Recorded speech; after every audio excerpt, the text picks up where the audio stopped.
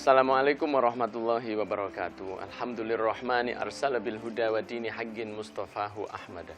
Allahumma salli wa sallim ala sayyidina Muhammadin salatan taghfiru biha jami'ad dhunub wa ala alihi wa sahbihi wa tabi'ina wa man bihadihi muqtada. Asyhadu an la ilaha illallah wa anna sayyidana Muhammadan sallallahu alaihi wa alihi wa sahbihi wa sallama la nabiyya ba'dah.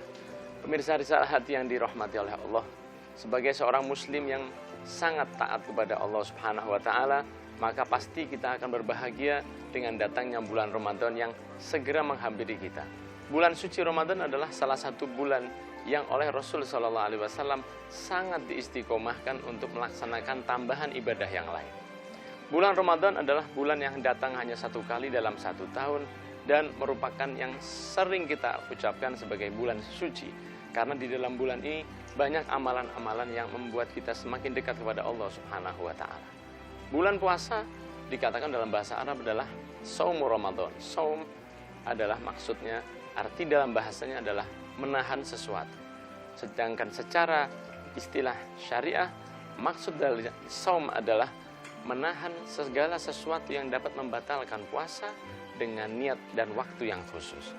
Kita sebagai umat Nabi Muhammad SAW sudah diperintahkan oleh Allah. Di dalam Al-Quran Allah berfirman, Ya ayyuhalladzina amanu kutiba alaikumusyiamu kama kutiba alal ladzina min qablikum la'allakum tattaqun.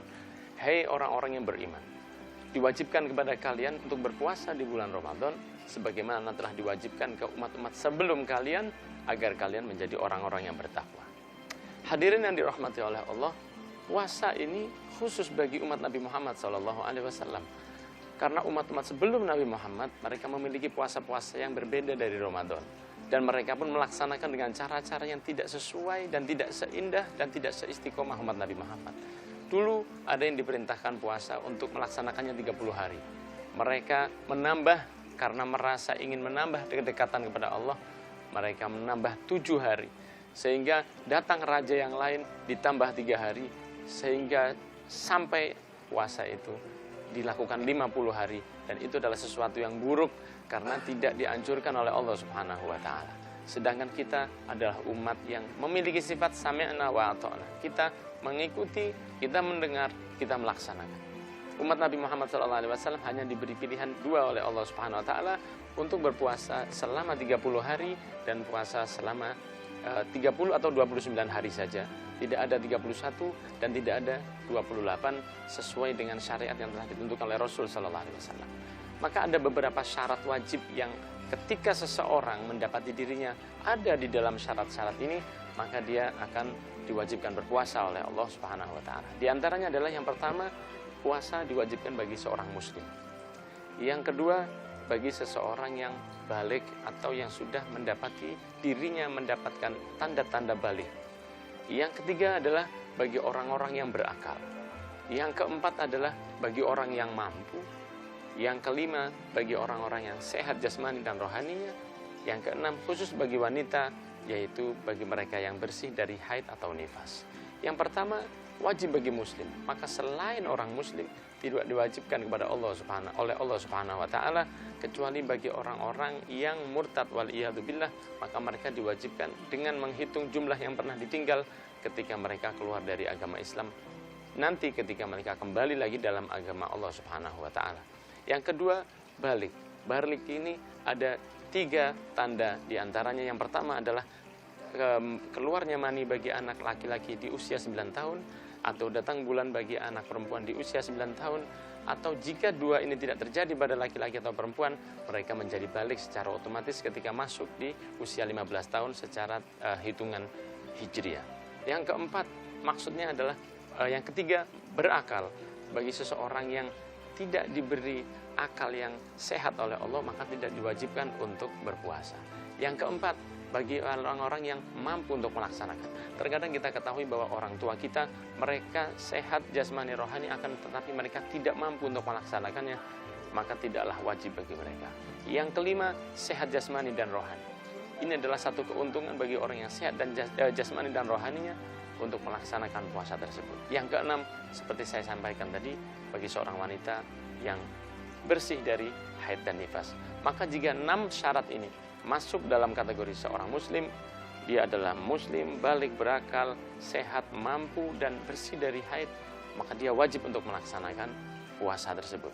Jika seorang mendapati dirinya mampu untuk melaksanakan, akan tetapi dia tidak melaksanakan karena hal-hal yang malas atau yang lain sebagainya, ketahuilah itu adalah salah satu contoh dari bagaimana hawa nafsu telah mengikat seorang anak Adam. Seperti yang kita ketahui bahwa setiap datangnya bulan Ramadan, seluruh setan sudah dibelenggu oleh Allah Subhanahu wa taala. Tidak ada setan pun yang mengganggu manusia.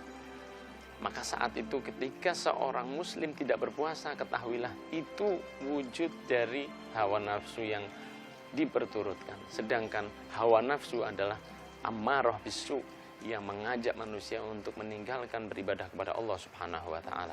Ketahuilah hadirin dan hadirat yang dirahmati oleh Allah, terkadang kita melihat anak-anak kita ketika mereka belum balik, ketika mereka belum tamyiz, belum diwajibkan oleh Allah Subhanahu wa taala, dengan semangatnya, dengan kuatnya, dengan tubuh kurusnya, mereka berpuasa karena memang kemampuan berpuasa itu adalah naluri bagi seorang muslim. Maka semoga di Ramadan tahun ini, kalau ada saudara-saudara kita yang masih belum berpuasa, diberi hidayah oleh Allah untuk melaksanakan puasa dengan sebaik-baiknya. Karena bukan hanya untuk urusan mencari pahala saja. Nabi Muhammad SAW pernah bersabda, "Sumu tasihhu, puasalah kalian, maka kalian akan diberi kesehatan oleh Allah Subhanahu wa taala." Contohnya kalau kita melihat di rumah sakit, dan semoga kita sebelumnya diberi kesehatan oleh Allah Subhanahu wa taala. Kalau kita melihat di rumah sakit, sering kita lihat ada orang yang akan melaksanakan operasi karena sakit tertentu, diperintahkan untuk berpuasa oleh dokternya agar mendapatkan tubuhnya dalam keadaan yang normal. Karena dengan puasa kolesterol bisa lebih normal, darah tinggi juga lebih normal, diabetesnya bisa lebih normal, dan banyak hal, sehingga sering kita ketahui bahwa orang-orang yang ada di rumah sakit, yang semoga semua diberi kesembuhan oleh Allah, sering ketika mereka akan melaksanakan operasi, diperintahkan oleh dokternya untuk berpuasa terlebih dahulu. Ini sebuah contoh yang nyata bagi kita bahwa puasa akan mengembalikan tubuh kita ke standar normalnya, yang insya Allah akan mendapatkan tubuh kita lebih baik lagi. Pencernaan kita sudah 1 tahun selama 11 bulan menerima makanan yang macam-macam, makanan yang ringan, makanan berat, yang kadang kita lupa diri karena melihat nikmatnya makanan tersebut, sehingga sering pencernaan kita ini merasa kelelahan dalam 1 tahun untuk memberikan dan memisahkan antara yang perlu jadi gizi atau yang menjadi vitamin dan lain sebagainya. Saat datangnya bulan Ramadan, perut kita, lambung kita beri waktu istirahat untuk lebih baik lagi dalam mencerna makanan-makanan itu, sehingga banyak orang yang lebih sehat ketika datangnya bulan Ramadan. Bahkan ada orang-orang yang lebih gemuk tubuhnya ketika masuknya bulan Ramadan. Ini menunjukkan bagaimana indahnya bulan Ramadan. Setelah ini akan kita bahas sunnah-sunnah yang akan kita lakukan di bulan puasa dan bagaimana cara menggapai Lailatul Qadar hanya di Risalah Hati.